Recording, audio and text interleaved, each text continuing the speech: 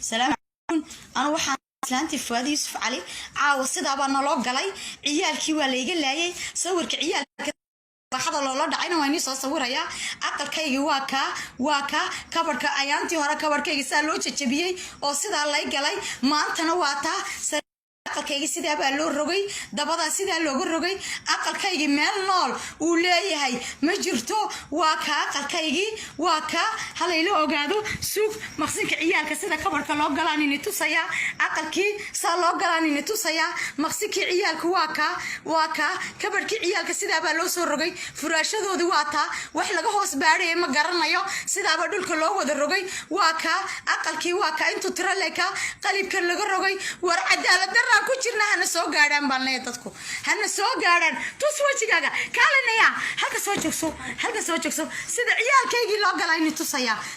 sida u jeeso iftiinka u jeeso iftiimiya ilan tari iftiimiya ubadkii waa ka sida ba la iga laynaya